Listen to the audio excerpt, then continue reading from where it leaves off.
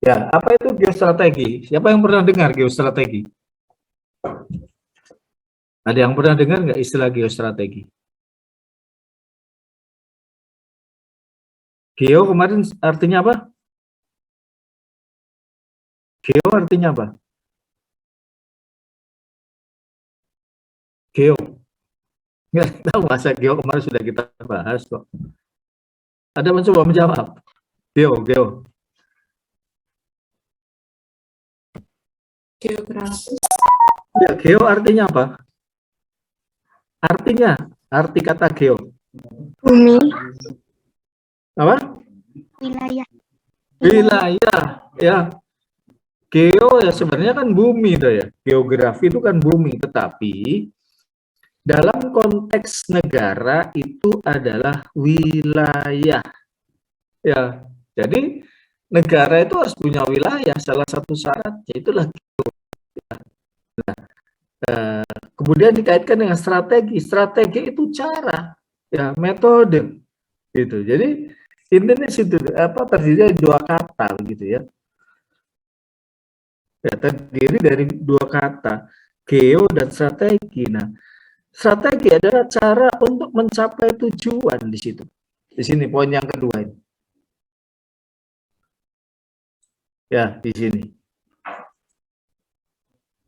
Strategi, cara untuk mencapai tujuan, metode, begitu. Ya, jadi kalau kita punya strategi, itu maka kemungkinan keberhasilannya akan lebih besar ketimbang yang tidak punya strategi. Ya, contoh kalian misalnya belajar, gitu. Belajar itu ada strateginya. Kalau kalian awur-awuran saja ikut-ikut, ya itu maunya begitu ya, udah terserah mengalir aja lah begitu. Nah, akhirnya pada umumnya itu akan lebih berhasil yang punya strategi. Itu. Jadi geostrategi adalah bagaimana, intinya adalah bagaimana mengelola, gitu sederhananya, mengelola wilayah begitu untuk mencapai tujuan kita. Apa tujuan kita? Seperti tertuang di dalam pembukaan Undang-Undang Dasar Negara Indonesia tahun 1945. Ya, apa itu tujuan nasional kita? Mungkin ada yang masih ingat. Tujuan. Alinea berapa? Ya, apa itu bunyinya? Ada yang ingat nggak? Melindungi bangsa Indonesia dan seluruh tumpah darah Indonesia, memajukan kesejahteraan umum, ya, mencerdaskan kehidupan bangsa, melaksanakan ketertiban dunia yang berdasarkan kemerdekaan. Ya, nah itu tujuan nasional kita, ya, melindungi segenap bangsa dan bangsa Indonesia dan seluruh tumpah darah Indonesia, memajukan kesejahteraan umum dan seterusnya. Itulah tujuan kita, strategi, cara, gitu. Ya, walaupun dari konteks ketahanan nasional itu dibagi dua itu, yaitu kesejahteraan dan keamanan. Ya, jadi tujuannya itu orang hidup, ya, bangsa, sebuah bangsa itu hidup, keinginannya atau tujuannya adalah yang pertama supaya sejahtera, ya, secara ekonomi tercukupi, makanya tercukupi dan seterusnya. Kesejahteraan lahir dan batin, katanya begitu, ya, tercukupi. Yang kedua keamanan, merasa aman, itulah ya. Jadi intinya kan begitu. Dua hal itulah ya yang ingin dicapai. Oleh karena itu, wilayah, ya, dengan segala isi yang ada di dalamnya itu kita kelola dengan baik. Ya, oleh karena itu geostrategi boleh dikatakan atau secara sederhana dikatakan adalah cara mengelola wilayah untuk mencapai tujuan nasional, untuk mencapai kesejahteraan dan keamanan warganya. Kira-kira seperti itu. Ya.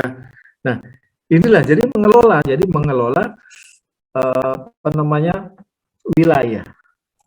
Ini pengertiannya. Ya, pengertiannya. Jadi untuk mencapai tujuan, apa sih tujuan kita? Gitu.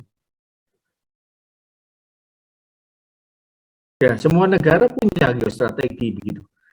Ya. Nah, karena setiap negara itu wilayahnya berbeda-beda, ya, kondisi posisinya berbeda-beda. Untuk pengertian silakan dibaca saja.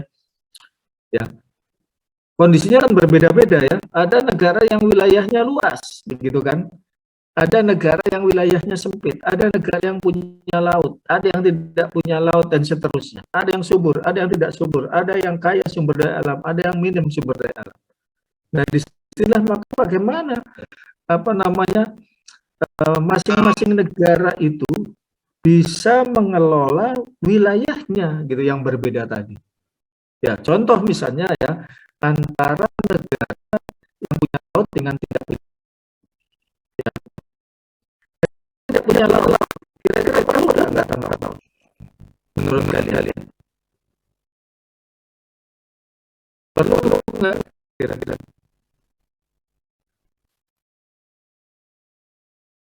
Perlu. Ya. Kira-kira untuk apa perlu? Terus mau ditaruh di mana? Kapalnya itu. Ya kalau kan nggak bisa jatuh. Nah di situlah ya jadi sebenarnya seperti itu. Jadi pada umumnya negara yang tidak punya laut, dia nggak punya laut. Kenapa? Karena dia nggak memerlukan itu seperti itu begitu. Ya, negara yang misalnya subur kayak Indonesia gitu dibandingkan dengan negara yang tidak subur, contohnya misalnya negara-negara di Timur Tengah kan tidak subur, itu mengandalkan berbeda andalannya. Ya, Indonesia bisa mengandalkan misalnya hasil pertanian gitu kan bisa ya, padi, beras dan sebagainya lah kira-kira hasil pertanian buah-buahan. Tapi negara-negara yang tidak subur ya nggak mungkin kan. Nah itu oleh karena dikelola dengan baik begitu wilayah itu sehingga kemudian bisa menghidupi, memberikan kesejahteraan warga bangsa yang ada di dalamnya. Di situ dikelola dengan baik gitu supaya terus berlanjut ya, itu warganya menjadi sejahtera tadi, aman dan sejahtera tadi. Nah kemudian juga dalam mengelola wilayah, katakanlah Singapura ya, Singapura sumber daya alam nggak? Yang kalian tahu punya nggak sumber daya alam? Banyak nggak sumber daya alamnya Singapura?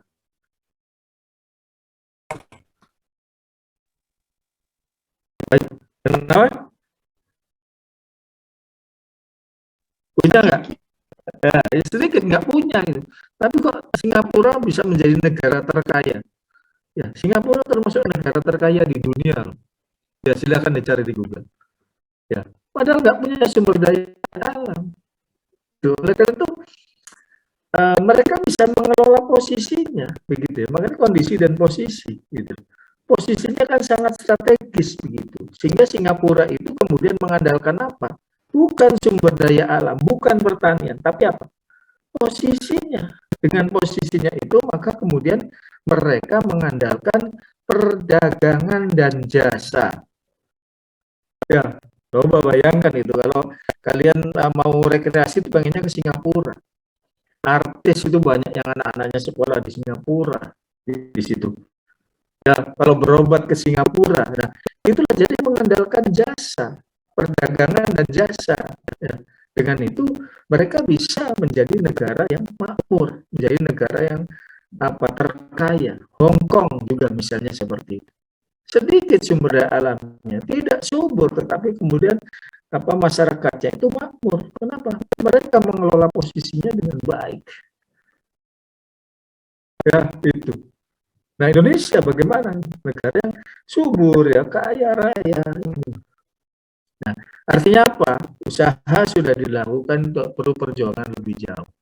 Ya, demikian juga mengelola tanahnya, ya wilayahnya. Misalnya, ya rumahnya di Singapura itu nggak ada rumah yang horizontal. Semuanya vertikal ya, ke atas gitu, misalnya apartemen begitu ya. Nah modelnya kayak begitu, kenapa? Karena di Singapura itu rumahnya kayak di kita, halamannya ada yang luas dan sebagainya, habis tanah Singapura. Ya, dikelola dengan baik di situ. Ya, bisa dipahami ya, bisa dimengerti. Jadi pada intinya adalah bagaimana mengelola wilayah ya, mengelola kondisi dan posisi geografi itu dengan baik sehingga bisa menjadi sumber kemakmuran bagi warga negaranya. Di situ itulah geostrategi. Bagaimana caranya gitu ya. Nah, kira-kira seperti itu. Nah, yang lain-lainnya silakan dibaca. Inti-intinya saja. Ya, ini sama lah kira-kira ya pengertian ini cita-cita dan seterusnya. Sekarang sudah jam 14.22. Nanti kuisnya menyusul ya.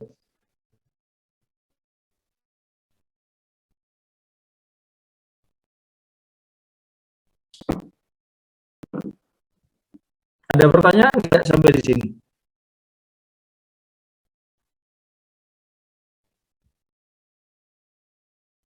Tidak ada ya. Jadi itulah ya, kita bidang ekonomi tadi misalnya apa sih yang kita andalkan? Ya, gitu. Jadi kalau negara yang subur kayak misalnya Thailand begitu ya, Thailand itu mengandalkan misalnya pertanian di situ. Ya, coba bayangkan itu. Misalnya buah-buahan gitu. Mana yang nggak menyebut Bangkok? Ya, jambu Bangkok, pepaya Bangkok, terus apa lagi?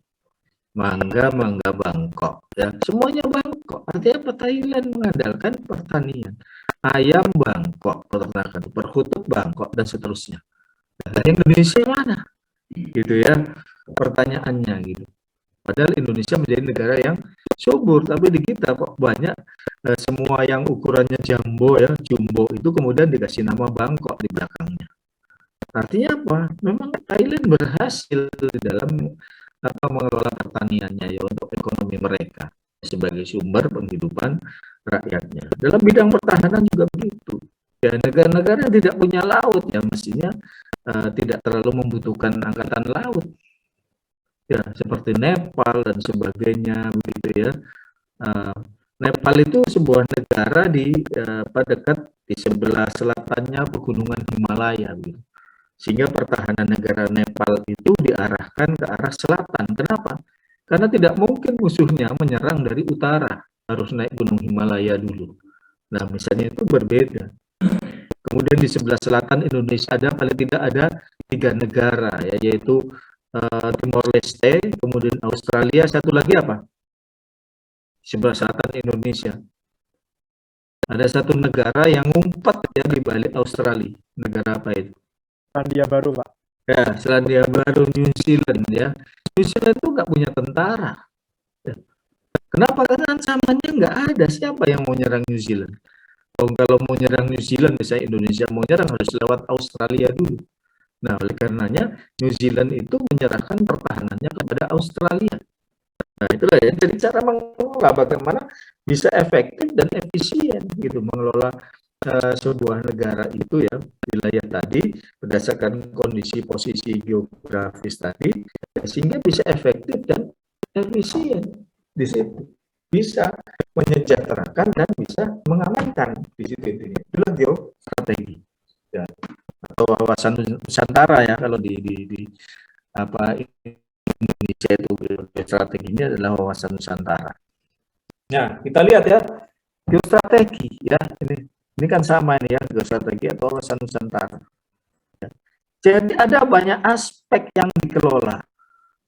Kita contohkan ada ekonomi, ya ekonomi dengan berbagai cabang-cabang, pertahanan, ya kemudian apa lagi? Politiknya dikelola bagaimana? Sosial budayanya dan bagaimana? Ya kenapa? Karena negara yang heterogen seperti Indonesia, dengan ratusan suku bangsa, bahkan ribuan ya, ratusan suku bangsa, bahasa dan sebagainya, tentu saja pengelolaannya berbeda. Bayangkan misalnya Indonesia ya, dengan berbagai macam ragam suku bangsa, bahasa, budaya dan sebagainya, itu menyatu menjadi sebuah negara. Ya, itu. Jadi banyak sekali ratusan suku bangsa, ratusan bahasa. Bandingkan dengan negara Arab. Ya, yang sukunya relatif homogen ya, satu suku, bahasanya juga homogen, bahasa Arab misalnya begitu ya, dan lain sebagainya. tetapi mereka terpecah menjadi banyak negara. Kalau tidak salah ada sekitar 26 negara. Ya, bayangkan ini, yang homogen malah terpecah, yang heterogen itu malah kita menjadi satu negara. Jadi sesuatu yang luar biasa. Oleh karena itu pengelolaannya itu juga tidak mudah. Ya, bagaimana mengelola segala sesuatu yang ada di dalamnya. Ya. Nah, kemudian inilah aspek-aspek yang kita kelola di sini. Ya, ini aspek-aspek yang kita kelola. Ini.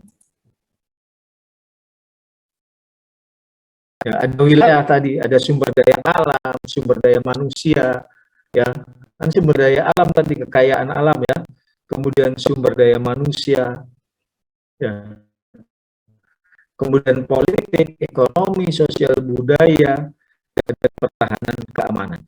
Ya, jadi ada 8 gatra ya, ideologi, politik, ekonomi, sosial budaya, dan pertahanan keamanan dikelola. Inilah yang dikelola. Ya, dalam konteks ketahanan nasional ya sebagai geostrategi Indonesia. Ya, nah dikelola ini supaya apa? Supaya tetap eksis kita ini, supaya sejahtera gitu. Ya, dan tentu dari luar itu ada ancaman, ada tantangan, ada hambatan, ada gangguan dan seterusnya. Ini dikelola sehingga bisa mengatasi ini segala macam ancaman, tantangan, hambatan, dan gangguan. Itu dikelola dengan baik sehingga ujung-ujungnya apa? Ini. Ya, kelangsungan dan eksistensi bangsa dan negara. Ya, lebih detail lagi adalah kesejahteraan dan keamanan kita di sini. Jadi dikelola dengan baik. Kalau tidak dikelola dengan baik ya ancaman kelangsungan kelangsungan hidup bangsa dan negara di sini. Jadilah ya yang dikelola. Inilah geostrategi. Atau di Indonesia disebut dengan ketahanan nasional. Di sini. Ada pertanyaan sampai sini? Slide-nya masih berapa? 15 ya, masih ada 11 lagi.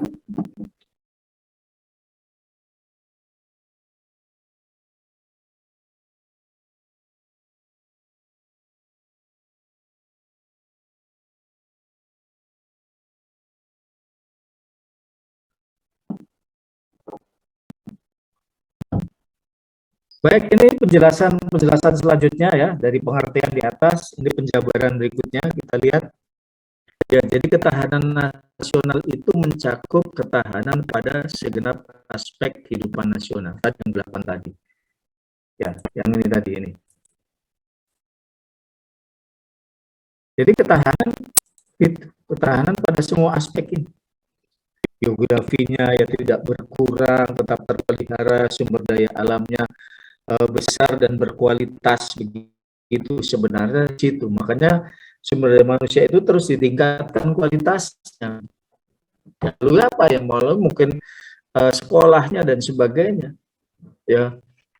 Kemudian sumber daya alam, sumber daya alam begitu di sini kaya, dikelola dengan baik begitu. Wilayahnya subur ya, itu kan sebenarnya termasuk sumber daya alamnya, wilayah subur. Kemudian sumber daya manusianya dikelola sehingga mempunyai daya saing yang tinggi, sebenarnya arahnya kan ke situ sebenarnya. Nah, demikian juga dengan ideologi, politik, sosial budaya, ekonomi, dan pertahanan keamanan. IPOL, ideologi, politik, itu ekonomi, sosial budaya, dan pertahanan keamanan di sini. Nah, semuanya di situ saling berinteraksi, saling mempengaruhi. Ya, saling berinteraksi, saling mempengaruhi dalam pembangunan nasional. Contoh ya, misalnya, ya kalau ekonominya jelek, ya rakyatnya misalnya katakanlah banyak pengangguran lah, kesejahteraannya jelek ya di suatu negara misalnya, kan dampaknya kemana? Ke keamanan gitu loh.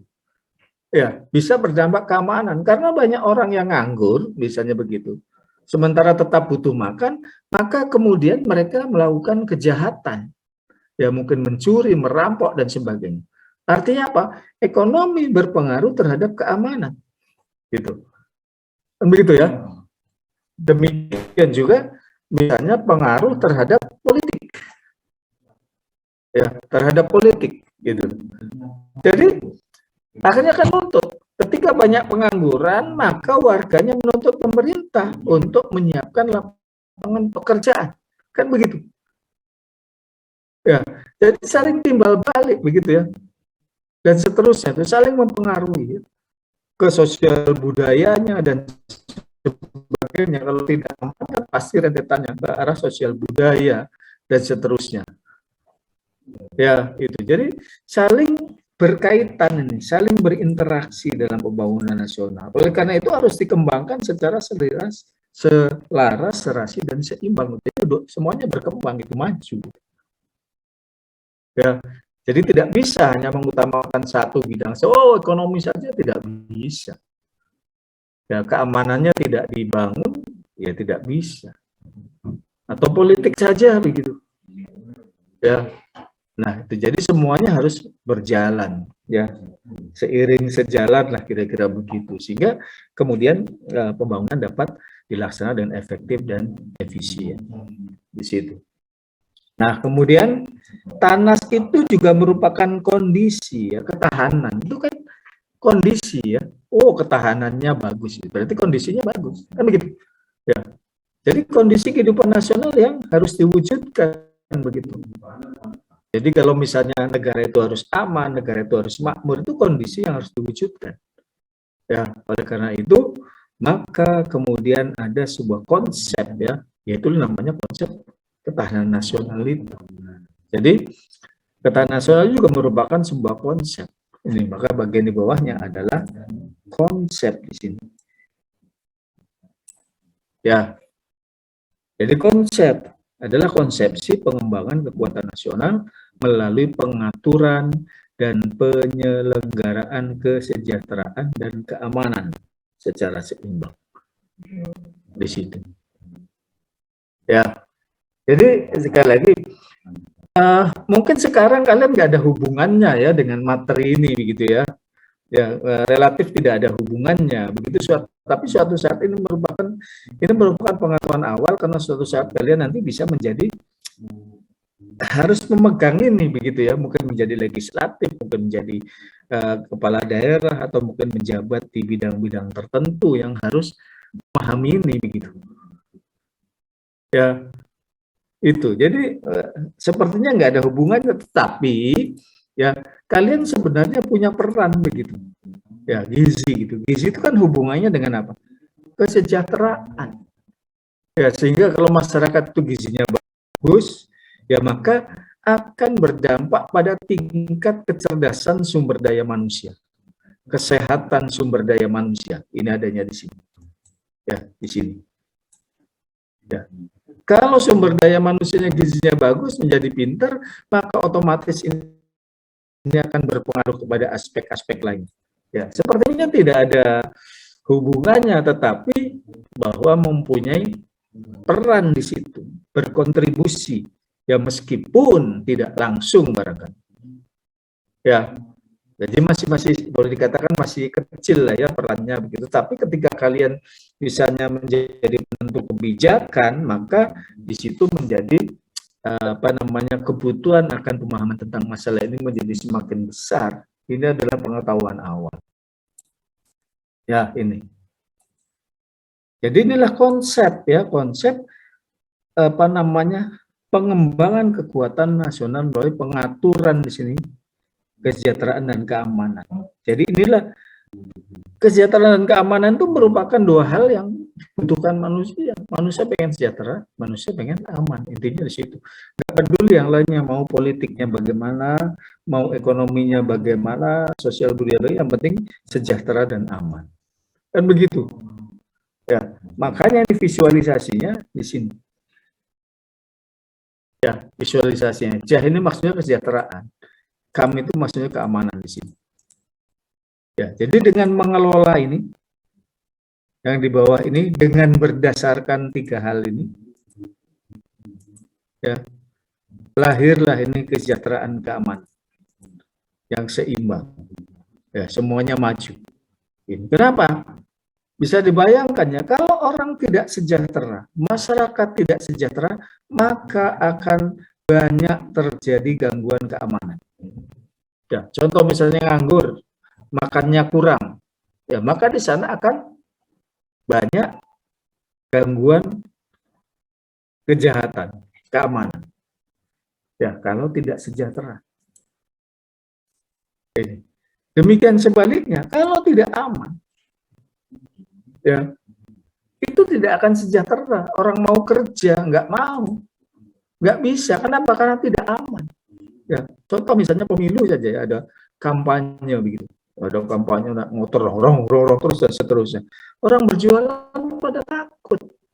Orang lewat pada takut itu mengganggu ekonomi di sini. Merasa tidak aman, tidak nyaman. Ya. Jadi itulah. Jadi dua hal ini saling berkaitan dan saling mempengaruhi. Oleh karena itu kesejahteraan dan keamanan harus diwujudkan secara berimbang. Ya, tidak bisa satu saja, itu keamanan saja atau kesejahteraannya saja. Ya, nggak bisa. Dua-duanya harus diwujudkan ya, karena saling mempengaruhi. Ada yang bertanya sampai sini, silakan. Masih ada waktu kurang lebih 22 menit. Ya, 20-an menit lagi. Silakan kalau ada bertanya.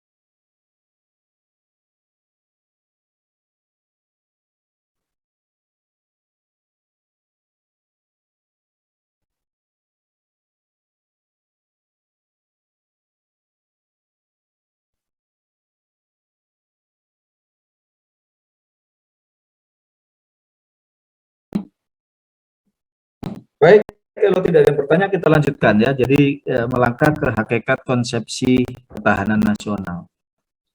Ya. Jadi hakikat dari kata nasional itu sebuah negara atau bangsa dan negara itu ulet dan tangguh. Ini saja. Ulet dan tangguh. Ulet itu apa ya? Lentur ya. Binatang ulet itu kan lentur ya. Permukaannya gimana dia bisa lewat, bisa dilewati. Jadi betapapun beratnya, maka negara itu bisa melewati. Ulet itu.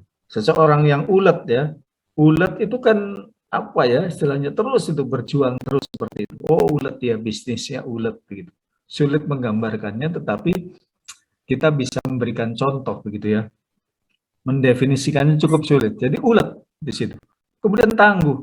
Tangguh itu betapapun gangguannya ya, cobaannya itu tetap eksis begitu. Itu tangguh. Ya. Betapapun besarnya ancaman itu tetap tangguh ya. Nah, oleh karena itu Indonesia yang dari dulu ya begitu banyak hambatan, tantangan, ancaman, gangguan, tapi tetap eksis. Makanya Indonesia itu disebut ulet dan tangguh. Kenapa? Karena banyak para pakar yang memprediksi bahwa Indonesia itu akan hancur. Tapi ternyata Indonesia sampai sekarang masih eksis. Bayangkan ya, misalnya coba bisa kita lihat COVID-19 ya. COVID-19 kan pukulan terhadap ekonomi luar biasa ya. Begitu sulitnya ekonomi, tetapi bangsa Indonesia bisa dilihat. Ya, angka kejahatan pun relatif kecil. Ya, artinya tetap bisa hidup dengan kondisi yang luar biasa sulit ini. Artinya apa? Ulet dan tangguh begitu. Ya, ini jadi contoh ya. Jadi hakikatnya di situ. Ulet dan tangguh. Ya kalau misalnya negaranya kaya mungkin ya nggak bisa dikatakan ulet dan tangguh, semuanya ada. Tapi dengan kesulitan yang begitu besar, bisa mampu untuk mengatasi. Ya, itu maksudnya ulet dan tangguh. Ini tadi sudah ya, konsepsi ketahanan nasional tadi. Yang di sini. Ini sama. Baik, sekarang kita melangkah ke tadi kondisi sudah di sini. Ya. Kita melangkah ke aspek-aspek ketahanan nasional. Ya. Jadi di dalam bahasa Sanskerta aspek itu disebut gatra di situ. Nah, di dalam ketahanan nasional itu ada 8 aspek.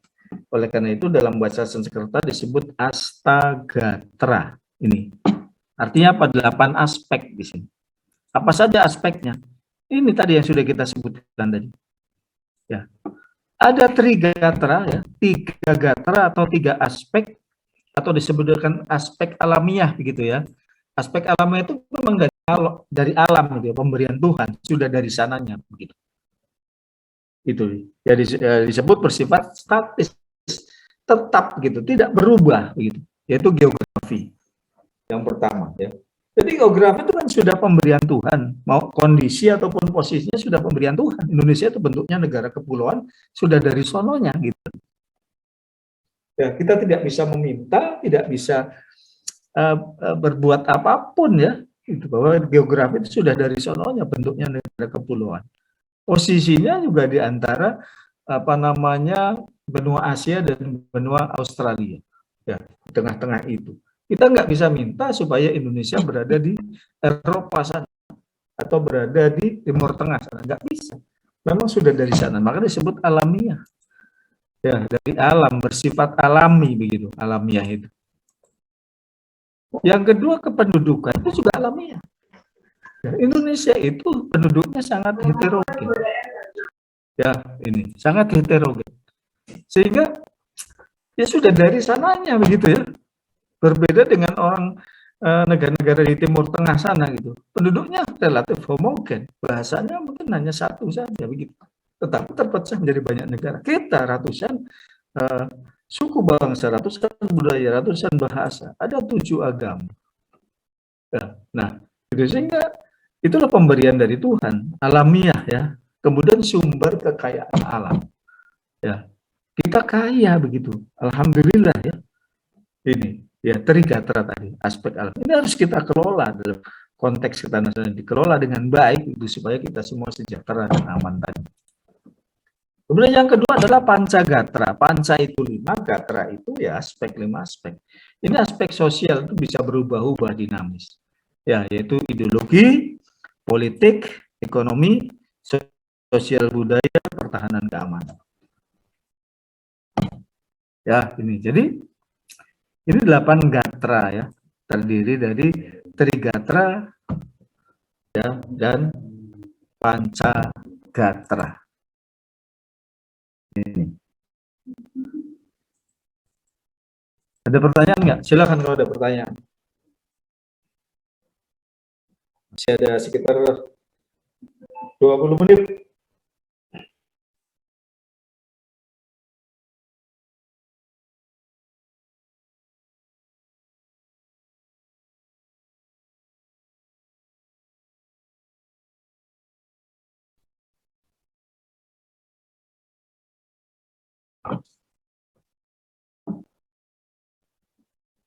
Silakan kalau ada pertanyaan. Tidak ada, ya mudah-mudahan jelas ya.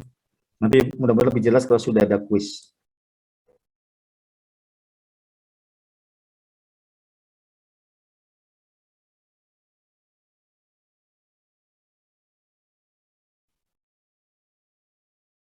Nah, tadi dalam konsep visualisasi tadi di latar belakang tadi, ini ada tantangan. A itu ancaman, T itu tantangan, hambatan, gangguan. Ini pengertiannya. Pengertiannya. Ya, ini ancaman.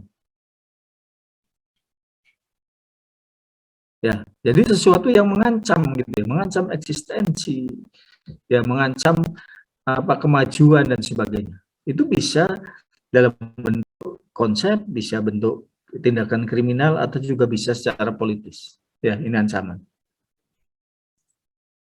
Ya, mengubah, merombak kebijakan secara konseptual, kriminal ataupun politis. Gangguan, ya.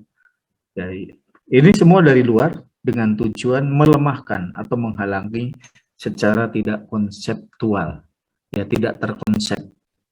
Hambatan, ya, melemahkan, ya, menghambat gitu. Itu ya, menghambat, ya, melemahkan atau menghalangi secara tidak konseptual. Tapi nanti di gambarannya saja, visualisasinya saja akan jelas, ya. Cukup sulit untuk memahami pengertian ini. Ya, karena ada kemiripan-kemiripan itu. Kalau tantangan barangkali mudah, ya. Jadi tantangan itu misalnya kita ngasih tantangan orang tua kepada anaknya. Kalau kamu dapat IP-nya 4,5 gitu ya, misalnya dibelikan apa? Nah, itu tantangan. Ya, ada nggak yang bisa mencapai ini apa IP-nya 4,5? Ya, itu misalnya tantangan seperti itu ya, ditantang gitu. Ada anak kecil gitu, kalau dapat nilai apa begitu, maka akan dibelikan sepeda misalnya. Itu tantangan, ditantang gitu ya. Sehingga kemudian menimbulkan motivasi itu. Ya, menggugah begitu ya. Itu. Bisa juga tantangan itu sesuatu yang memaksa begitu. Oh, ini tantangan bagi saya gitu ya. Misalnya disuruh membuat tulisan ya, paper itu misalnya sekian hari gitu. Ya, dengan berbagai persyaratan itu tantangan. Ya, ditantang gitu. Itu bisa gitu misalnya ya. Nah, itu jadi menggugah gitu. Tapi ya bisa juga terpaksa gitu. Ini. Baik, kita melangkah ke asas-asas TANAS ini. Jadi ada 4 ini. Asas itu kan dasar ya, landasan begitu. Jadi ya dilandaskan pada 4 hal ini. Yang pertama, kesejahteraan dan keamanan. Tadi sudah dijelaskan kebutuhan manusia yang paling mendasar ini. Ya, jadi merupakan indikator ketahanan nasional. Jadi kalau kesejahteraan masyarakatnya tinggi, keamanannya tinggi, maka ketahanan nasional itu juga tinggi sebuah negara itu. Kalau ekonominya rendah begitu, banyak gangguan, artinya daya tahannya juga rendah. Negara itu seperti itu. Ya, kesejahteraan dan keamanan. Nah, itu yang pertama. Yang kedua, komprehensif integral. Komprehensif itu menyeluruh. Ya, integral itu saling berkaitan begitu. Berkaitan antara satu dengan yang lain, antara aspek yang satu dengan yang lain. Oleh karenanya seluruh aspek itu harus dibangun secara bersama-sama. Ya, menyeluruh begitu ya semuanya. Gitu. Dan integral ya, karena saling terkait itu harus dibangun secara bersama-sama. Di dalam bahasa ini adalah seimbang, selaras, serasi. Ya, komprehensif, integral artinya menyeluruh dan terkait, tidak bisa hanya mengutamakan salah satu saja begitu. Semuanya harus dibangun bersama-sama. Nah, kemudian yang ketiga, mawas ke dalam, mawas keluar. Ya, mawas ke dalam untuk memperkuat ke dalam, misalnya kemandirian begitu. Ya, mandiri, kita tidak tergantung bangsa lain begitu. Kenapa? Karena kalau kita tergantung kepada negara lain, maka kita akan mudah didikte begitu. Ekonomi kita akan mudah didikte misalnya kalau kita tergantung kepada negara lain. Ya, oleh karena itu mawas ke dalam itu dalam rangka meningkatkan kemandirian misalnya. Bahwa ketahanan nasional itu semakin tinggi ya apabila kemandiriannya makin tinggi begitu. Ya, karena kalau tergantung maka dia akan mudah didikte oleh negara lain. Ya. Nah, kemudian yang keluar, bagaimana keluar? Itu menimbulkan dampak ya, apa namanya, kewibawaan. Ya. Itu. Ada wibawa gitu ya. Kita itu mempunyai wibawa, mawas keluar itu. Ya, sehingga negara-negara lain menghormati kita gitu. Sehingga kemudian ketika bekerja sama ya berdasarkan interaksi yang saling menguntungkan lah, kira-kira begitu. Ya. Ini. Itu mawas ke dalam, mawas keluar. Dan kekeluargaan, nah, mengedepankan apa istilahnya, menghindari konflik lah, kira-kira seperti itu. Dialog begitu ya, intinya di situ. Ini, jadi mengedepankan kekeluargaan. Jadi dalam membangun negara ini kita mengedepankan dialog ya di situ.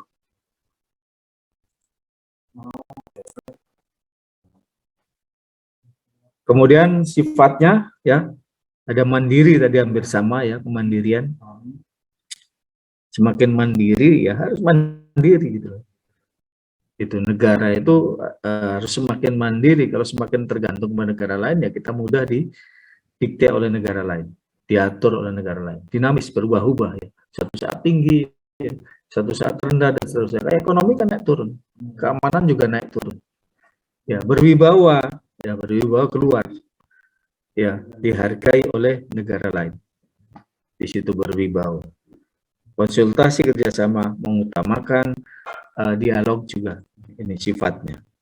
Ya tidak mengedepankan kekuatan fisik, konfrontasi. Bukan itu. Sekarang kita masuk ke visualisasinya. Nah ini visualisasi TAHG, tantangan tadi ya, ancaman, hambatan, gangguan. Ya ini gambarannya, visualisasi visual ya, visual itu kan dilihat. Jadi gambarannya. Ini tantangan, itu sesuatu yang menggugah tadi saya contohkan. Kalian ditantang untuk mendapatkan IP kumulatif berapa, IPK-nya. Ya, apabila tercapai maka akan diberi apa? Itu tantangan. Ya, negara juga begitu terhadap negara. Ya, ini. Kemudian ada ancaman. Ada ancaman nyata, ancaman tersembunyi muncul kelihatan begitu. Ya, contohnya ada pemberontakan ini. Ya, ada GAM, ada OPM, RMS, PRRI, Permesta dan sebagainya. Tetapi ya negara itu sebagai langkah awal adalah menggunakan pendekatan persuasif, dialog tadi itu. Tetapi ketika dialog itu tidak berhasil dan mereka tetap tidak menurunkan tensinya, maka ya mau tidak mau dihancurkan karena itu merupakan ancaman. Kalau tidak dihancurkan maka kita sendiri yang akan hancur. Ya, contohnya misalnya KKB gitu. KKB itu kita terus melakukan dialog begitu ya dengan pendekatan persuasif begitu. Tapi kalau misalnya tidak bisa, ya sudah dihancurkan. Kalau tidak, ya kita sendiri yang bisa hancur. Di situ itu konsepnya seperti itu, gitu. Ancaman nyata. Nah, kemudian ada ancaman potensial. Ya, ini. Ya. Ada paham-paham begitu ya. Paham-paham sekarang itu ancaman itu dalam bentuk paham-paham gitu. Ini yang potensial. Ada ekstrem kiri itu PKI, ya, komunisme.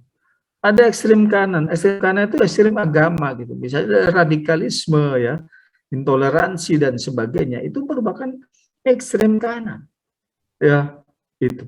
Jadi perlu diwaspadai itu mereka masuk dari mana, mungkin melalui internet dan sebagainya.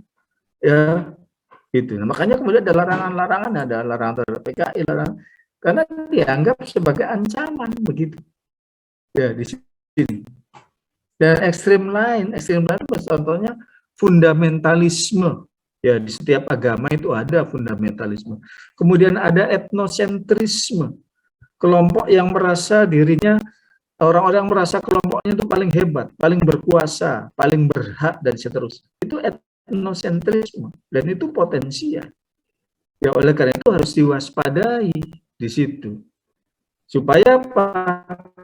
Supaya tidak menjadi bom waktu gitu. Kalau sudah semakin besar akan direalisasikan maka bisa menjadi bom waktu. Oleh karena itu harus diwaspadai. Ya, kalau ancaman nyata tadi dihancurkan ya, setelah persuasi tidak bisa dilakukan, maka kalau ancaman potensial harus diwaspadai. Inilah makanya berbagai macam konflik ya ini harus diwaspadai. Apa masalahnya diselesaikan? Ya, ini ancaman ya, ancaman nyata dan ancaman potensial. Nah, kemudian kita lihat hambatan, menghambat yang melemahkan kita, menghalangi di situ. Ya, dalam pembangunan kita ini kan ada KKN gitu. KKN ya, korupsi, kolusi dan nepotisme. Misalnya dalam mencari kerja begitu ya, membuka lapangan pekerjaan. Nah, ini hambatan. Harusnya diperoleh personel-personel yang berkualitas karena ada KKN misalnya ya, ini oknum ya, maka kemudian akhirnya diterima personel orang-orang yang tidak berkualitas atau kualitasnya di bawahnya. Nah, itu hambatan gitu. Jadi ini harus dihilangkan begitu ya. Secara teoritis begitu gitu, walaupun tidak mudah gitu ya. Kemudian hukum lemah gitu ya. Hukum itu harus equality before the law, semua harus setara gitu, kesamaan di depan hukum. Nyatanya kan mungkin ya ada yang melihat itu, kadang-kadang saya ditanyakan, oh kenapa hukumnya tajam ke bawah, tumpul ke atas dan sebagainya. Nah, secara teoritis begitu gitu ya. Ini tergantung bagaimana yang menjalankannya ini. Dan lain-lainnya, ada pengangguran, kemiskinan, kesenjangan ya, antara Jawa dengan luar Jawa, kemudian desa barat Jawa Timur, desa dengan kota dan sebagainya. Ya, kesenjangan kaya miskin itu. Jadi itu merupakan hambatan, ya, menghambat pembangunan. Dan kemudian gangguan, ini gangguan. Ya. Hambatan tadi harus diatasi. Sekarang gangguan itu biasanya faktor eksternal ya, mengganggu gitu. Kita tidak bisa menghilangkan begitu, nggak bisa. Bencana alam itu bisa nggak dihilangkan itu?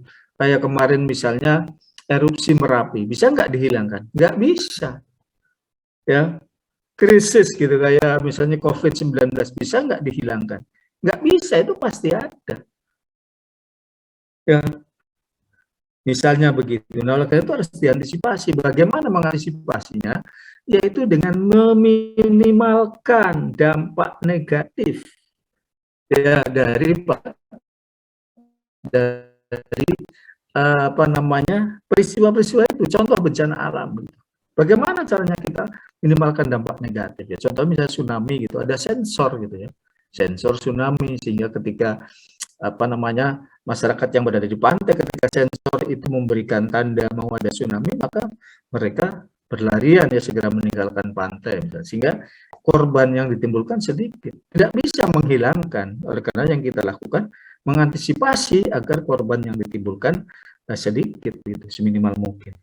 Ya, mendidik masyarakat, memberikan informasi, misalnya BMKG setiap saat, di sini hujan, di sana nanti ada angin dan sebagainya, seperti itu. Itu adalah dalam rangka untuk mengantisipasi supaya masyarakat melakukan tindakan antisipatif untuk mengurangi dampak negatifnya. Ya, itu kira-kira gambarannya, visualisasinya. Jadi jelas ya di sini. Ini bentuk gambaran ancaman dalam bentuk lain ya. Ini ada ke bentuk militer, non militer. Ya, ini domainnya militer, tentara dibantu oleh institusi lain. Ini non militer dibantu oleh tentara. Ya, ini contohnya apa? Bencana alam. Itu adanya ancaman non militer nih. Ya, misalnya bencana alam. Ya, dibantu oleh militer, non militer ya. Dan seterusnya. Ini ya. Kemudian visualisasi dan aktualisasi dan kontekstualisasi, ini gambaran bentuk lainnya. Ya, sekarang ancaman-ancaman itu banyak dalam bentuk-bentuk seperti ini. Ya, paham tadi sudah kita gambarkan ya di sini. Ini. Ya, ekstrem kanan ya, potensial ekstrem kanan, ekstrem kiri. Ini kontekstualisasi. Ya, yang aktual sekarang nih. Ya, ada liberalisme, materialisme, kapitalisme, hedonisme, ya, radikalisme dan sebagainya lah, komunisme dan sebagainya. Ya kita lawan lah ini dengan nilai-nilai seperti ini, mengantisipasi.